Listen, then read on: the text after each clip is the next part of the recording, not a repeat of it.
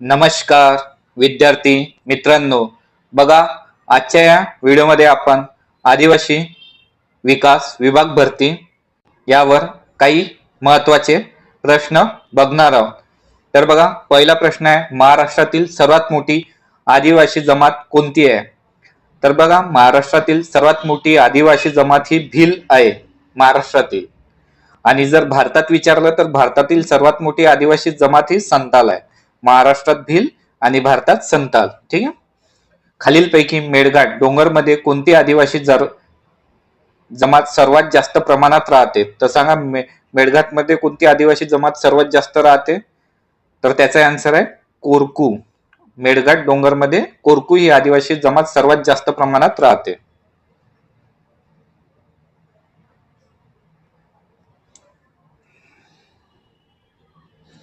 Question number 3 आहे, महाराष्ट्र आदिवासी विकास विभागाचे मुख्यालय कोणत्या ठिकाणी आहे? तर याचे आन्सर आहे मुंबई।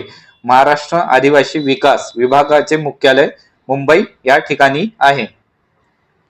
क्वेश्चन नंबर 4 आहे, आदिवासी यांना भारतीय राज्यघटनेने संबोधले आहे।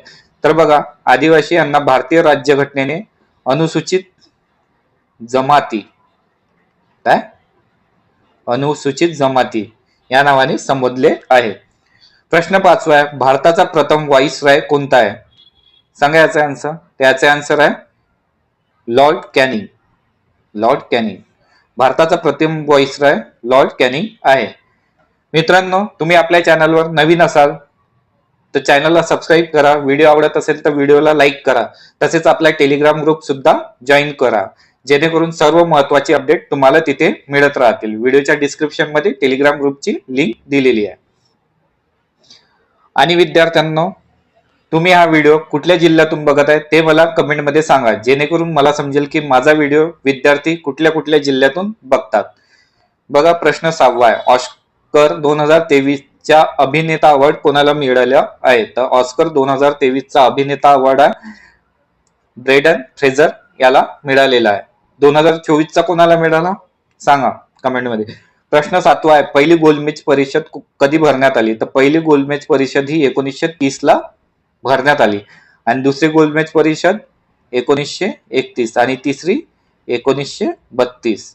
1930, 31, 32 लक्षात ठेवा। खालीलपैकी कोणाला लोकहितवादी या नावाने संबोधले जाते?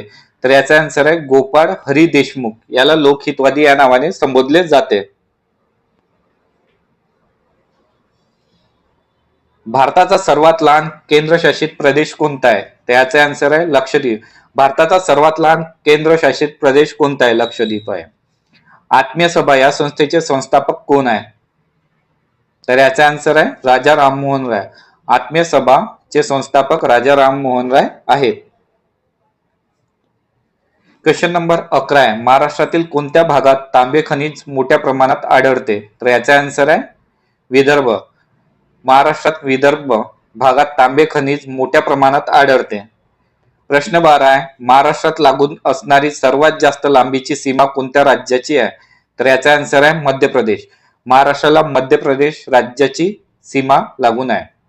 सर्वात जास्त महाराष्ट्राला सर्वात जास्त मध्य प्रदेश राज्याची सीमा लागून आहे। क्वेश्चन नंबर 13 आहे, आधुनिक चाणक्य या नावाने कोणाला ओळखले जाते? तर आधुनिक चाणक्य या नावाने राजगोपालाचारी यांना ओळखले जाते।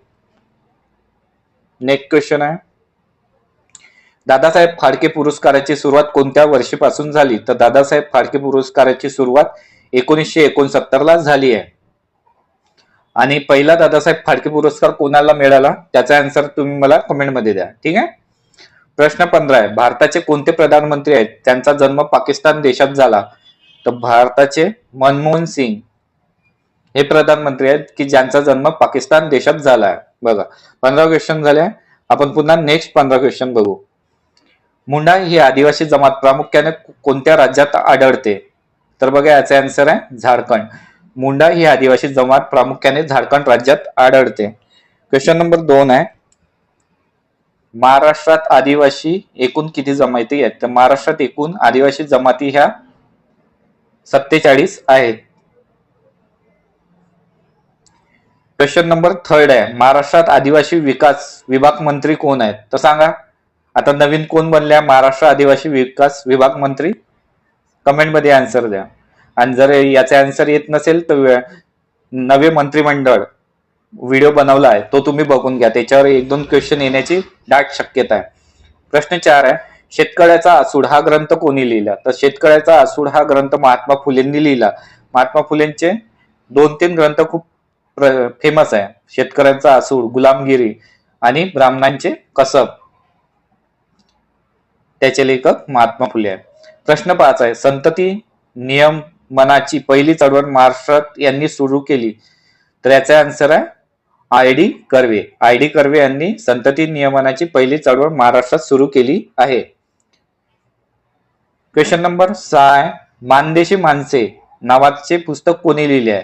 त्याचा आन्सर आहे बी. व्यंकटेश माडगुळकर यांनी मानदेशी माणसे नावाचे पुस्तक लिहिले आहे. प्रश्न 7 आहे, सरदार वल्लभभाई पटेल यांनी कोणता सत्याग्रह केला? सांगायचा. तर बघा, सरदार वल्लभभाई पटेल यांनी बारडोलीचा सत्याग्रह केला आणि या सत्याग्रहात सरदार वल्लभभाई पटेल यांना सरदार ही पदवी महिलांकडून मिळालेली आहे. क्वेश्चन नंबर 8 आहे, गोविंदाग्रज या टोपण नावाने कोणाला ओळखले जाते? तर गोविंदाग्रज या टोपण नावाने राम गणेश गडकरी यांना ओळखले जाते. प्रल्हाद केशव अत्रे कोणाला म्हणतात? विष्णू वामन शिरवाडकर यांचं फेमस नाव काय? कुसुमाग्रज. काय? कुसुमाग्रज. आणि यांचा जन्मदिवस आपण 27 फेब्रुवारीला मराठी भाषा दिन म्हणून साजरा करतो. क्वेश्चन नंबर 9 आहे, महाराष्ट्रातील सर्वात लांबीचा महामार्ग कोणता आहे? तर याचा आन्सर आहे राष्ट्रीय महामार्ग 6. हा महाराष्ट्रातील सर्वात लांबीचा महामार्ग आहे. कोणता? 6. आधुनिक चाणक्य या नावाने कोणाला ओळखले जाते? तर आधुनिक चाणक्य या नावाने राजगोपालचारी याला ओळखले जाते.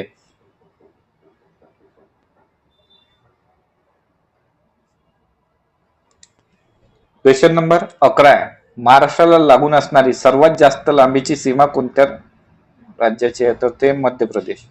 खालीलपैकी कोणाला लोकहितवादी नावाने ओळखतात? गोपाळ हरी देशमुख.